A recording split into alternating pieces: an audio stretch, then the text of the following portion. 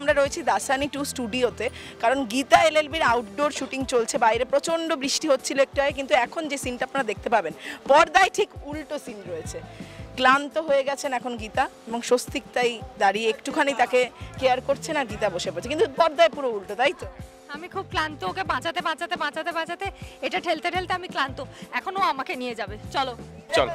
হ্যাঁ আমি আমি আমি আমি রেডি, ওকে আমি নিয়ে যেতে বহুদিন ধরেই চেষ্টা করছি। ওদিকে ডিরেক্টর আমাদেরকে ডাকছে, ওদিকে ডিরেক্টর যাচ্ছে, তাই এইভাবে নায়িকাকে নিয়ে যাচ্ছে নায়ক প্রথমবার। কি রানী রানী লাগছে? তার মানে ও রাজা রাজা ফিল করেছিল, আমি এখন রানী রানী ফিল করছি। এক্স্যাক্টলি তোরা আমাদের কিন্তু ডিরেক্টরের সবাই চলে এসেছে। কে বললো? আমি ঠেলেছি, আমি জানি কি, আমি ঠেলতেই পাচ্ছি না ট্রলি ভেঙেও গেছে। আমি অসুস্থ, আমি ক্যামেরার সামনে কিভাবে হেল্প করবো? ও কিন্তু বেশ মজা নিচ্ছে। ও একবার ঠেলেছে, আমি বহুবার ঠেলেছি ওকে। চিন্তায় রয়েছে কি গীতা খুব স্বস্তিক সাক্ষী দিতে পারবে কিনা, সেটার জন্য দেখতে হবে মহাসোমবার 6:30 গীতা এলএলবি। হ্যাঁ, চোখ রাখুন মহাসোমবার ঠিক সন্ধ্যে 6:30 গীতা এলএলবি। Thank you.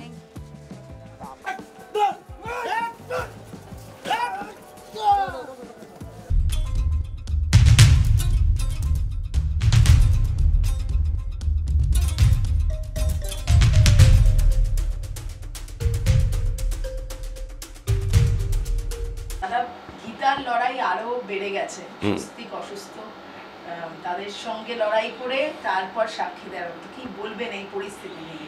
এই পরিস্থিতিটা তৈরি করেছে গীতা নিজেই, আমার কোনো দোষ নেই। না, আমি বলছি যে এরা এইসব যারা অভিনয় করছে, আমি এনরিচড হই এদের সঙ্গে। ছোটো ছোটো ছেলেমেয়ে এরা এত ভালো অভিনয় করে যে দেখে আমি শিখি খুব। আর যত দিন যায় বা আরও নতুন নতুন জটিলতায় পড়ে যায় অগ্নিজিৎ মুখার্জি। তো এখন যে জটিলতাটা চলছে সেটা খুবই ডিফিকাল্ট একটা সিচুয়েশান।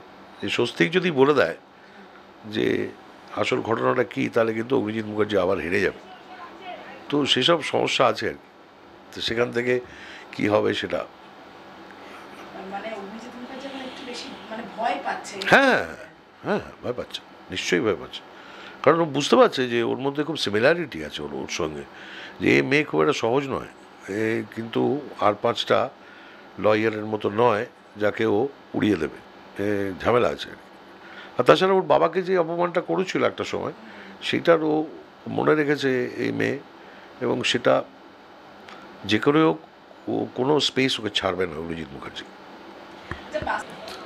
মহাপর্বে আমার মনে হয় যে স্নেহাশিসবাবুর যা লেখা দারুণ, তবে আমার মনে হয় যে আমার যতটা আমার বয়স হয়ে গেছে আর আমার জানা কন্ট্রিবিউশন এইসব ছোটো ছোটো ছেলে মেয়েদের এই হিয়া, মানে কী যেন বলে আমাদের গীতা, হ্যাঁ, তারপরে আমার থেকেও বয়সে বড় বাসন্তী দি, এসব সাংঘাতিক সব জিনিস, অসীম।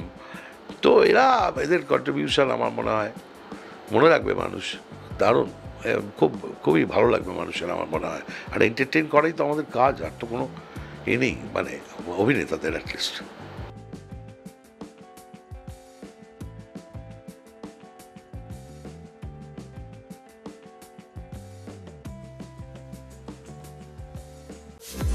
টলিউড ফোকাস কলকাতা চ্যানেলটি আপনাদের ভালো লাগলে লাইক করুন, সাবস্ক্রাইব করুন এবং আপনাদের প্রিয় ভিডিওটি অবশ্যই শেয়ার করুন।